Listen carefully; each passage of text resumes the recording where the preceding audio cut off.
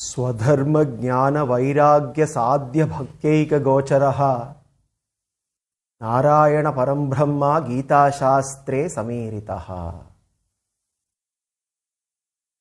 The Gita Shastra has been bestowed to us for only one purpose. The purpose is to realize Bhagavan, experience Him in this very life, and eventually attain Him. And this is only possible through one's swadharma, acquisition of jnana, cultivation of bhakti. Therefore, swadharma becomes foundational to our spiritual journey. Swadharma jnana vairagya sadhya bhakteka gocharaha. In many ways, 700 shlokas of the Gita are meant for only one purpose: to answer one single question. What is Dharma? The question seems to be very simple. What is the right thing to do? What should I do in my life? Even 700 shlokas are not really enough. Because even after 700 shlokas, to comprehend this seemingly simple question is not easy at all. So in the 18th chapter, we see Krishna taking Arjuna through a detailed explanation on Varna Dharma in the context of answering this exact question, Arjuna's question. What is his duty? What should he do? And in that process, Krishna helps Arjuna and all of us with a framework as to how to transform any work into duty that is liberating in nature. So, towards the end of this segment of the 18th chapter, we see three important shlokas, the concluding shlokas of this segment of the chapter, shloka numbers 46, 47 and 48, which is the concluding portion of the segment where Krishna talks about how to transform any work into liberating vehicles.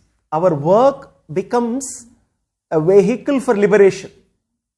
The work that we do, which by design is binding in nature, can be transformed to become liberating in nature. So these three shlokas bring us clarity in terms of swakarma parinamascha, the parinama, the transformation of every action that we do, the work that we do. Let us chant all these three shlokas together. Shloka number 46.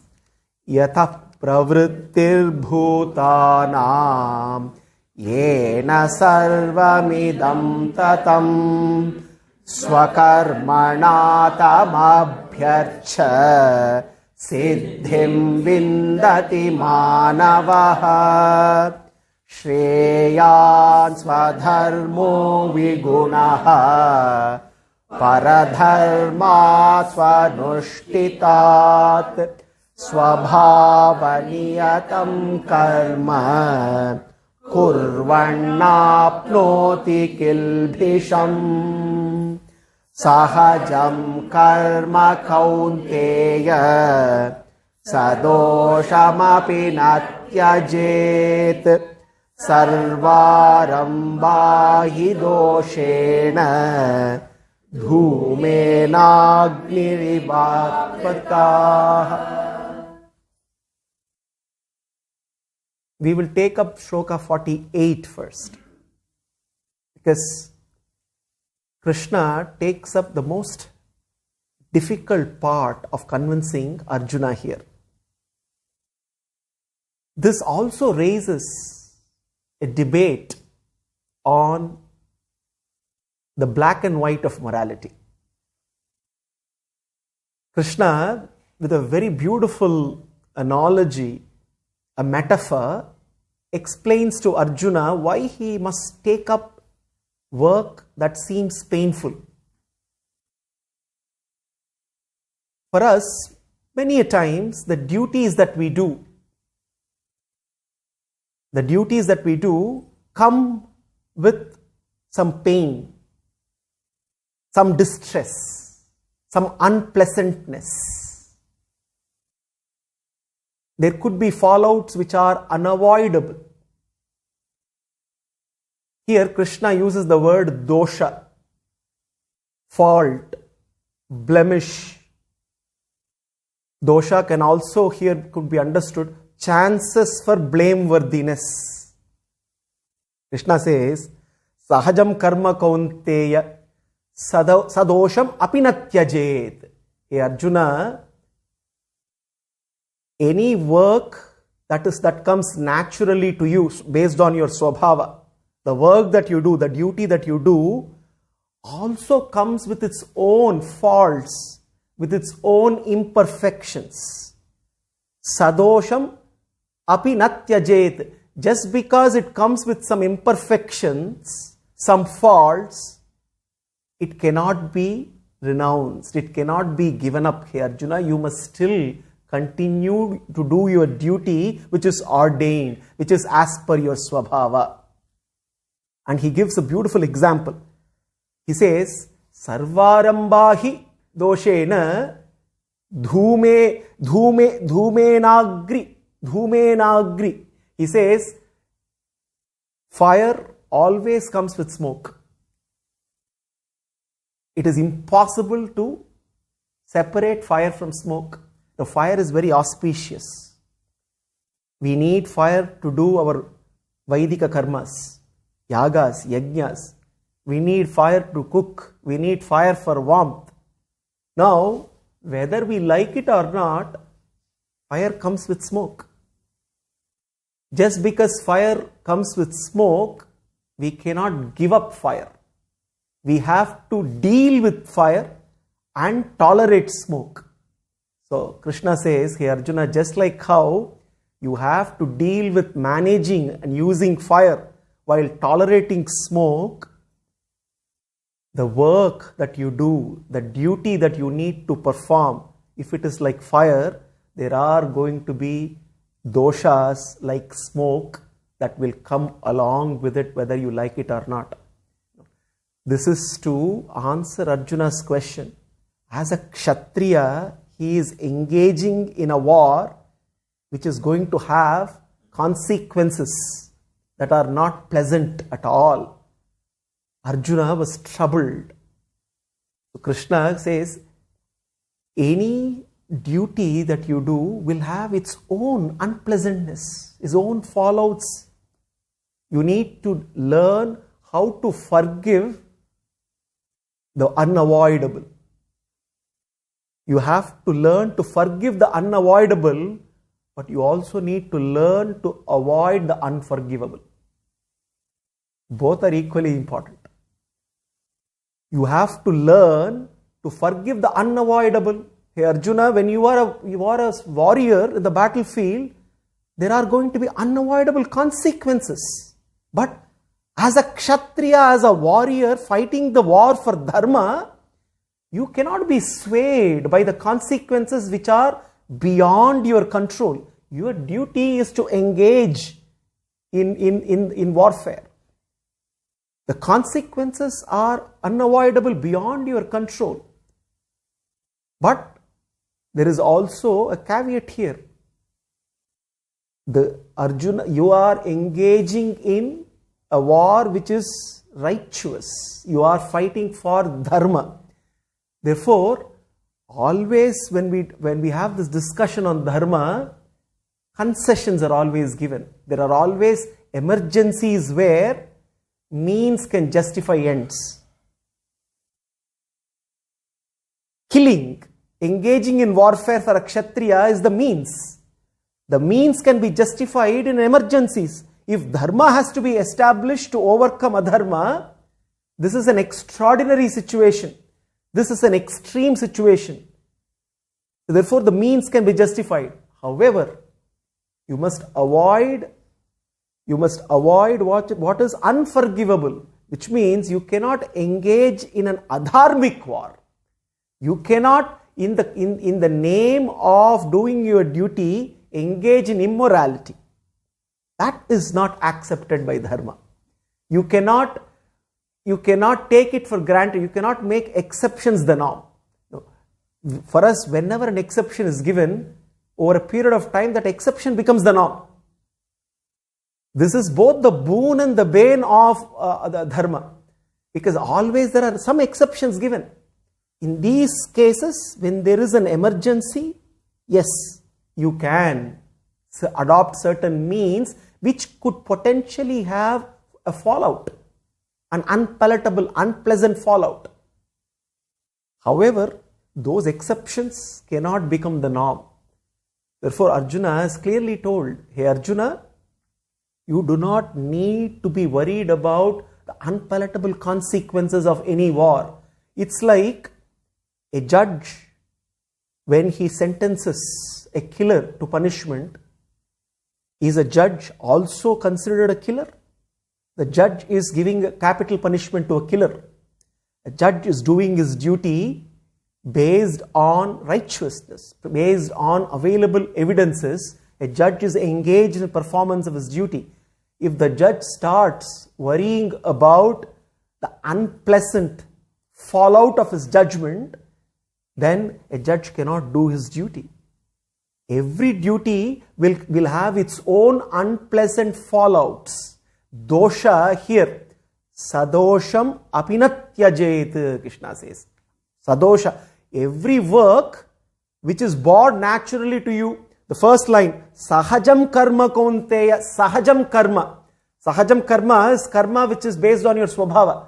This is what Krishna keeps saying. Your swadharma, use your innate abilities, use your innate strengths. You have a certain mix, an admixture of gunas which makes you suitable for certain types of work. You have certain unique skills, use them and do your work accordingly.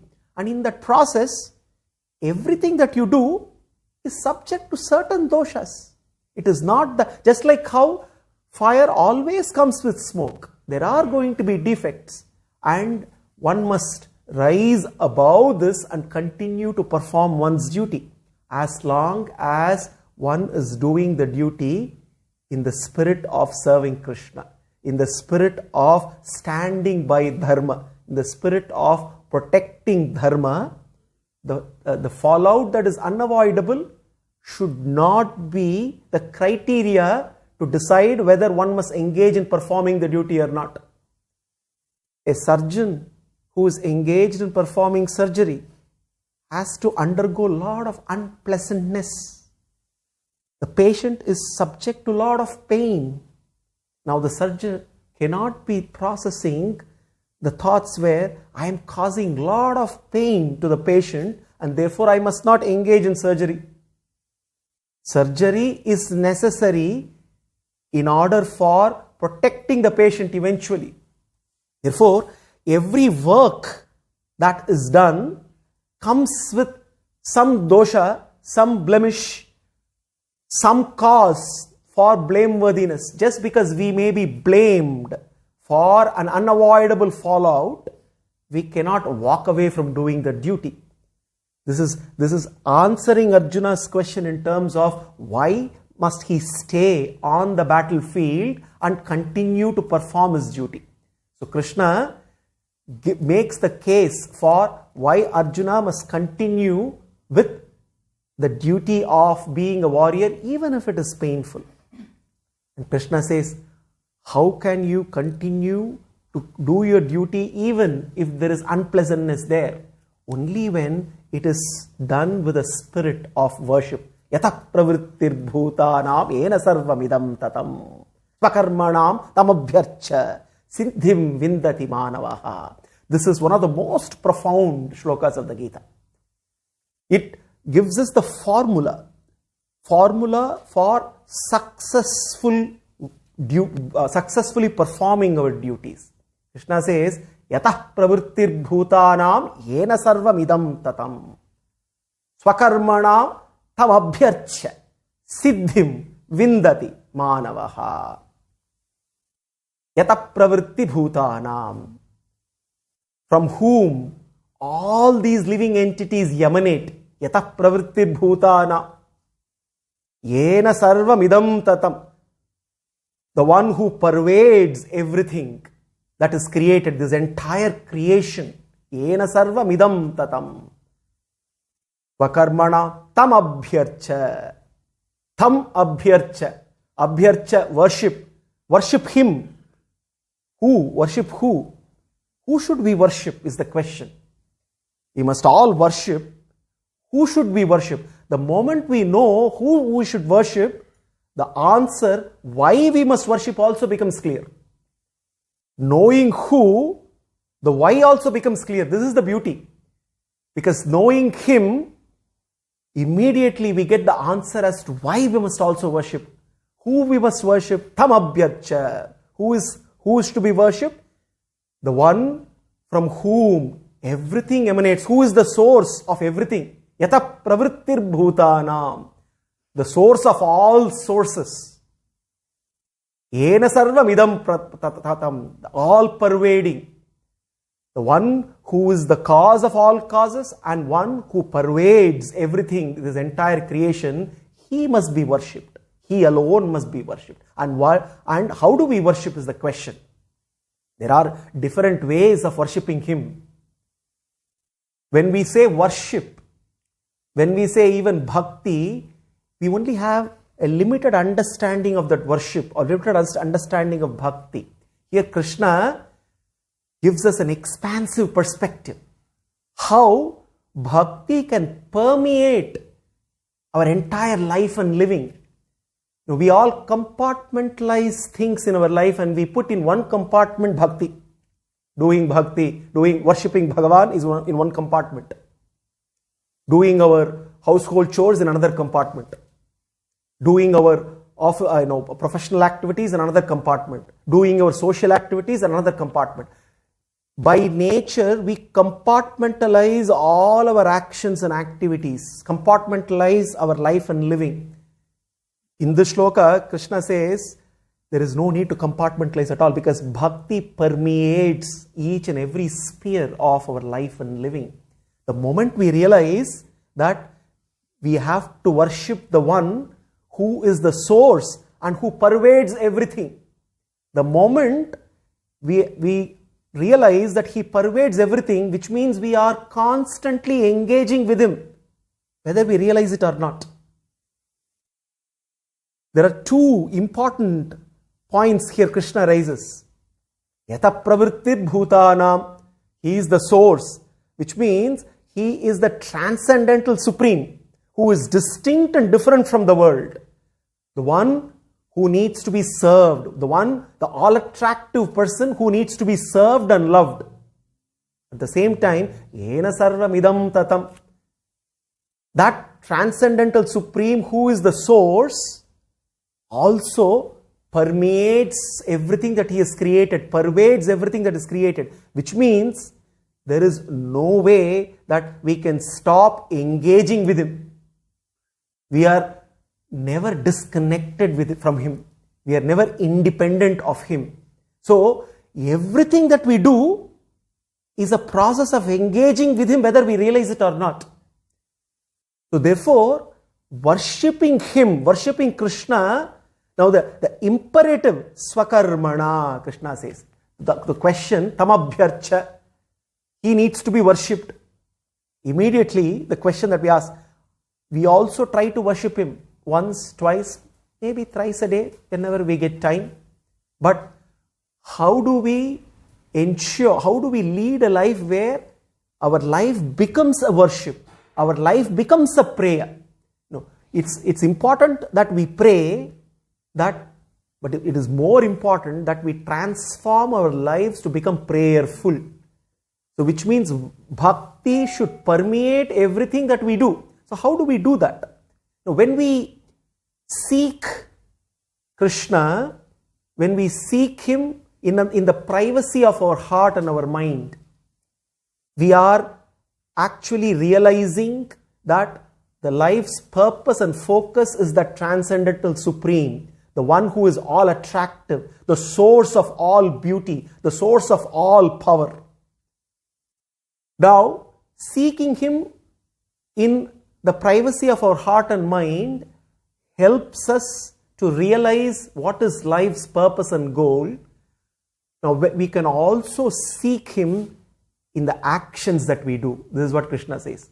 It is not only that we seek Him in the privacy of our heart and mind while contemplating on Him, even when we engage with the world, in the actions that we do, we can continue to seek Him. We continue to seek Him, realizing a new purpose for every action that we do. When we recognize that Yena sarvam idam tatam, He pervades and permeates everything, which means we realize that every action that we do now has a new purpose. So two important realizations. One, we realize the purpose, the overriding goal, life's purpose, and we also realize that we can give a higher purpose, a higher cause to every action that we do. Krishna therefore says, Tamabhyarcha, how do I worship Him? He gives a simple answer. Swakarmana. Swakarmana tamabhyarcha. Swakarmana tamabhyarcha.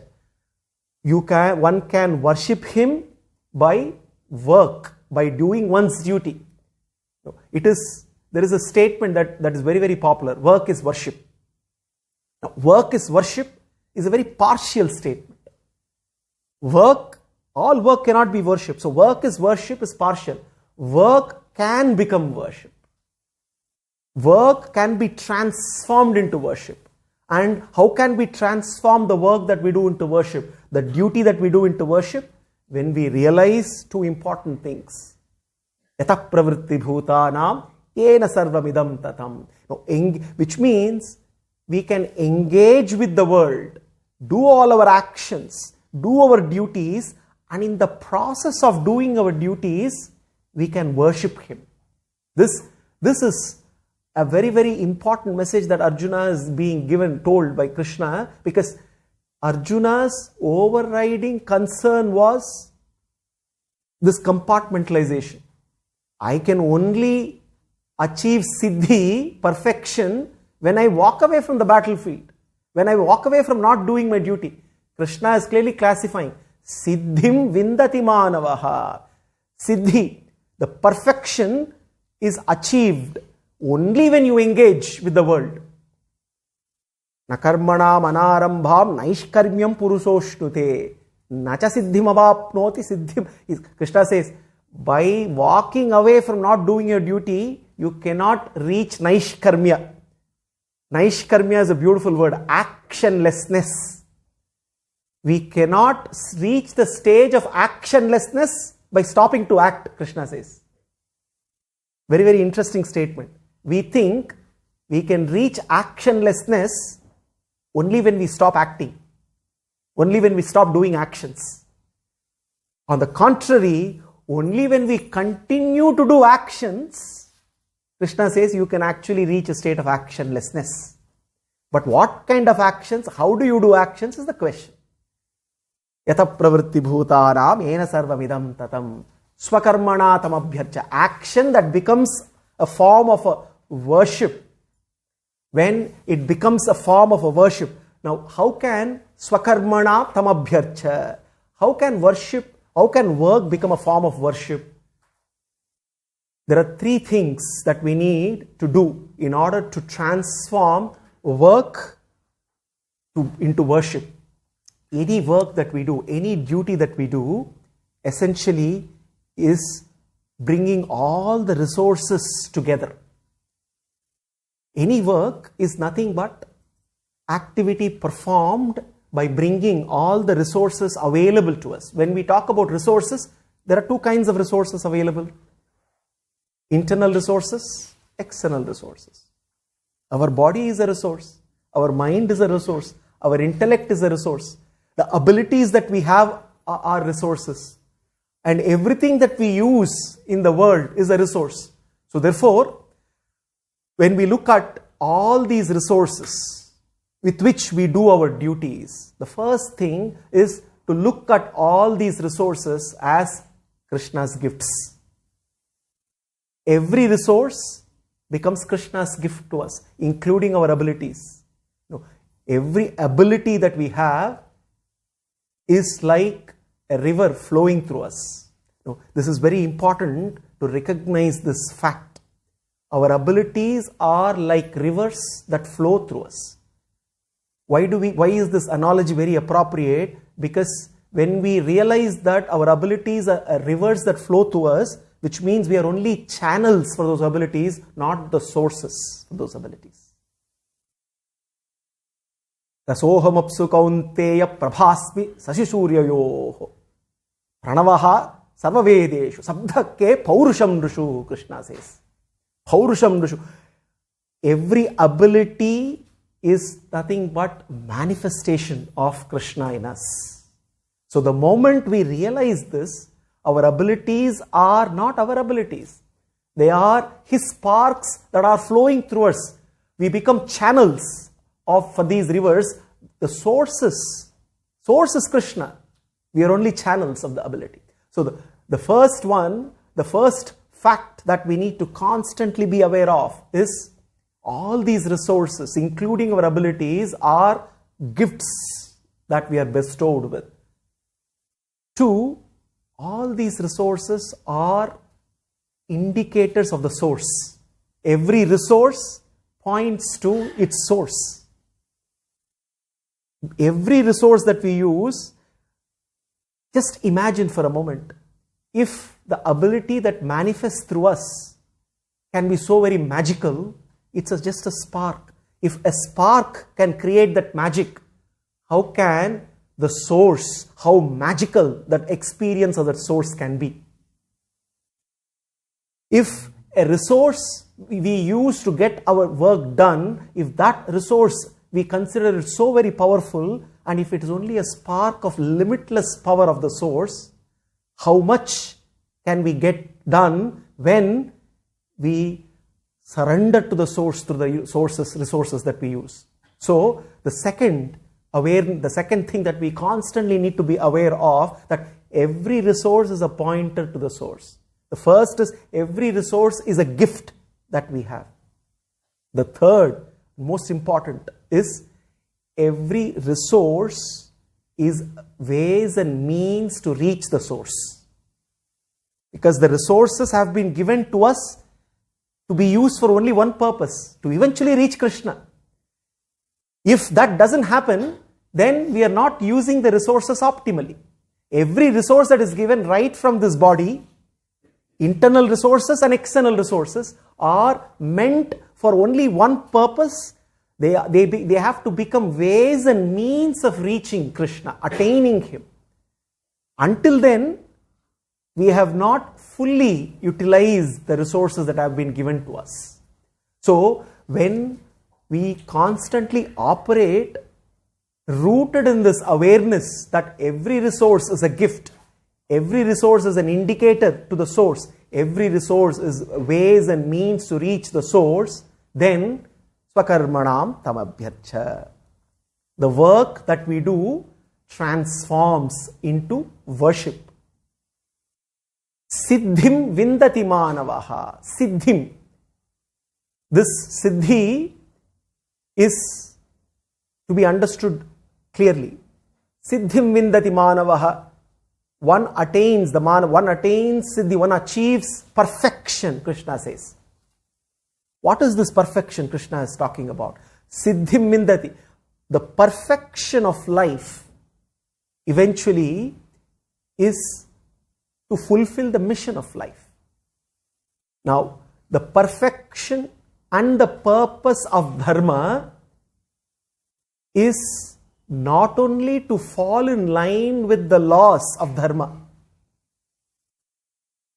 but also to fall in love with the lawgiver. Let me repeat this. When we say Dharma is the duty that we need to perform, Dharma is set of laws that govern life and living.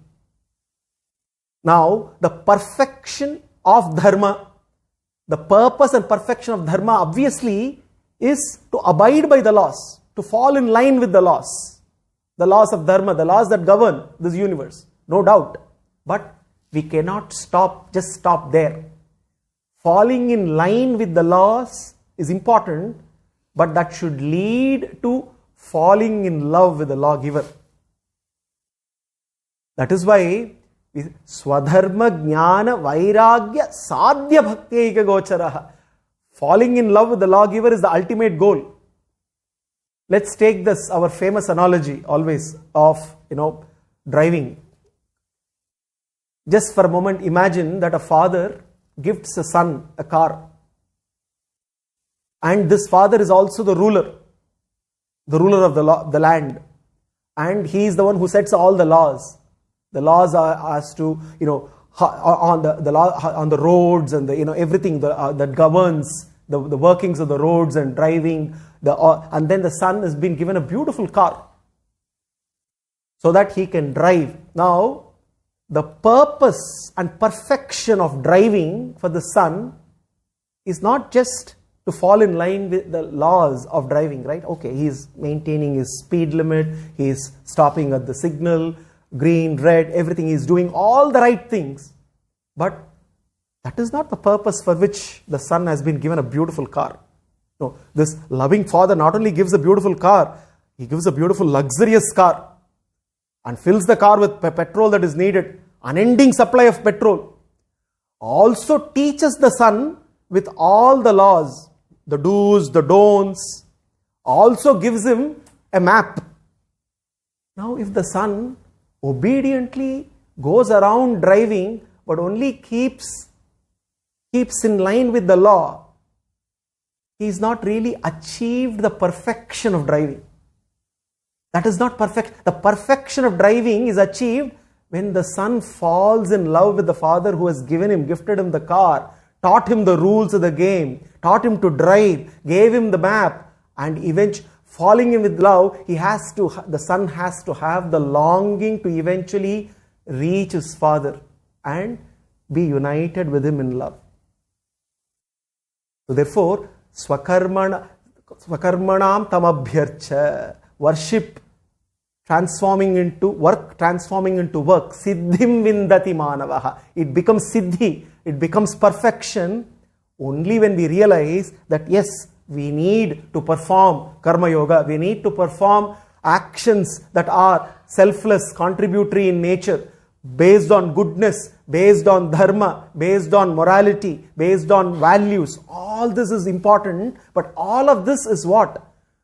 All of this should become foundational for us to develop that love and longing for the lawgiver. Because ultimately that's the destination. If we do not realize the destination, if we do not realize that we are meant not to be driving around in samsara, we are not meant to be driving around comfortably. The so-called comfort is also not going to last forever. Sooner or later, there are going to be distress and discomfort. Even the luxury car possibly will break down. There are not going to be stop signs. Suddenly there are going to be diversions. There could be different things there could be different challenges, congestions, traffic jams, all kinds of troubles are going to come. Because that's the way, that's the jungle of a city.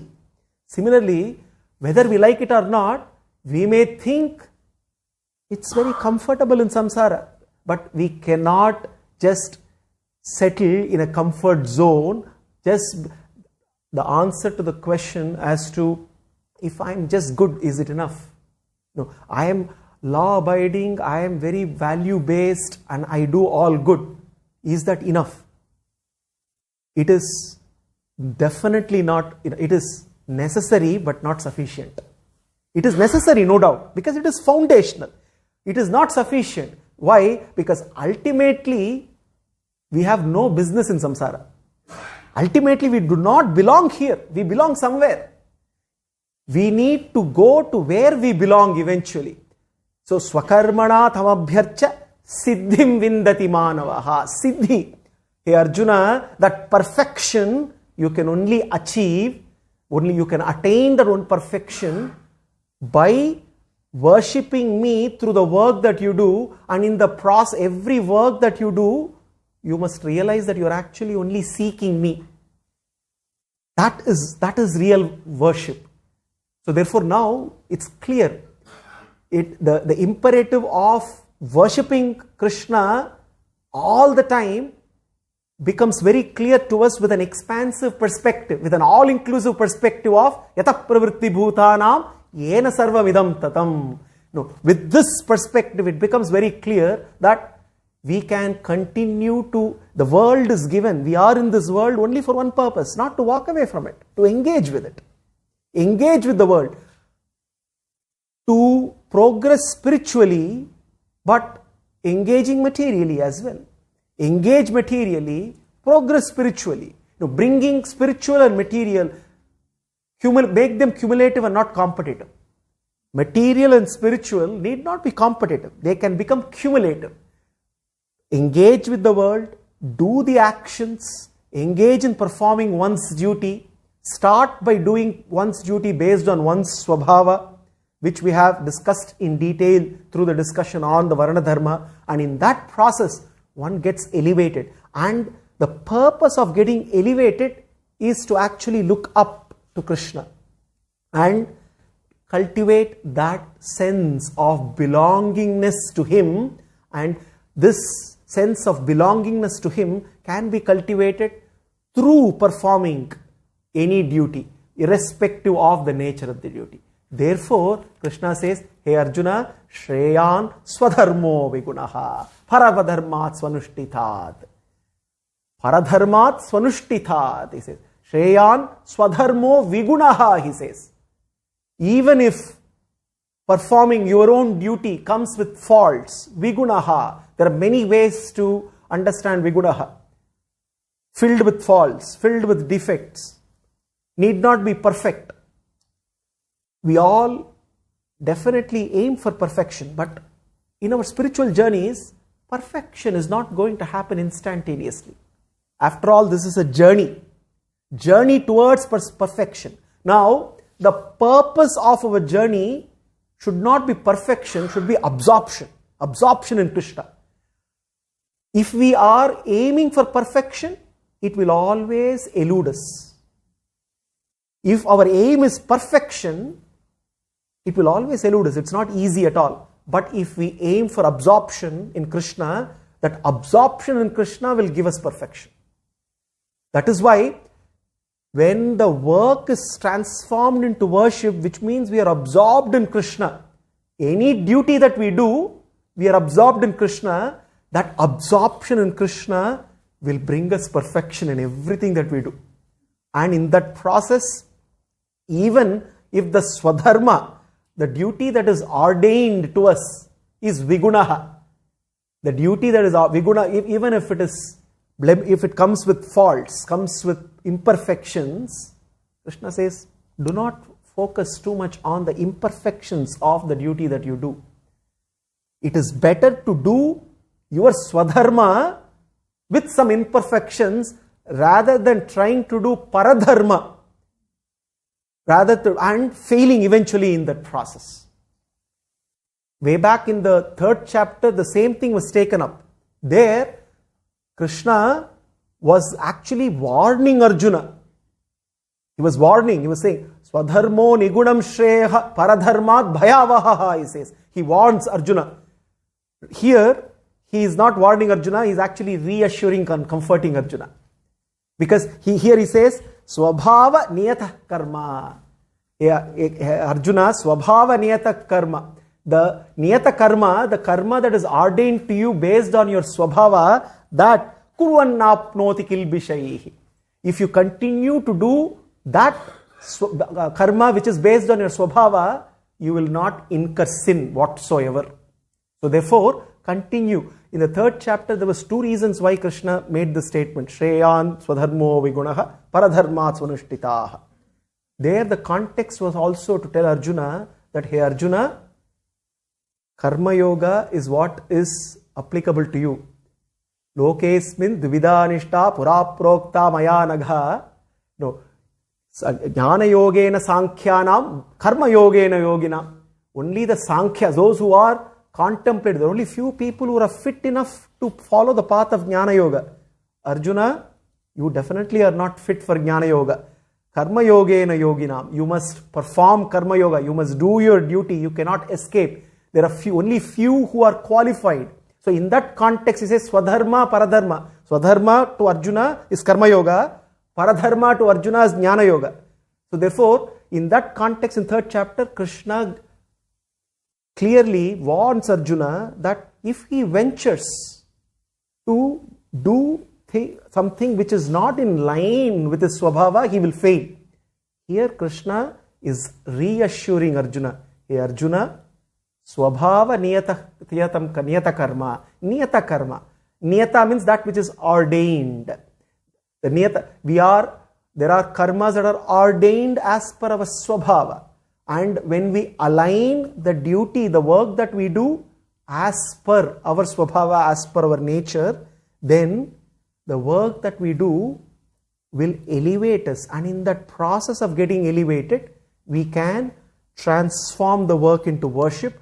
And in that process, we can cultivate sattva. And eventually, as we cultivate sattva, we attain a state of loving and uniting with it. This is the purpose of transformation of work. So Krishna therefore here reassures Arjuna once again. Hey Arjuna, the purpose of doing work in your life is ultimately to use the work as a vehicle to raise your consciousness. Work is all about engaging with the world. When we say we work, any duty, which means we are engaging with this world. We must engage with this world, engage with people, but in the process of engagement, we use the same work not to get bound to this world, but to get liberated from this world. And how that can happen? When that work, through that work, we start to seek Krishna.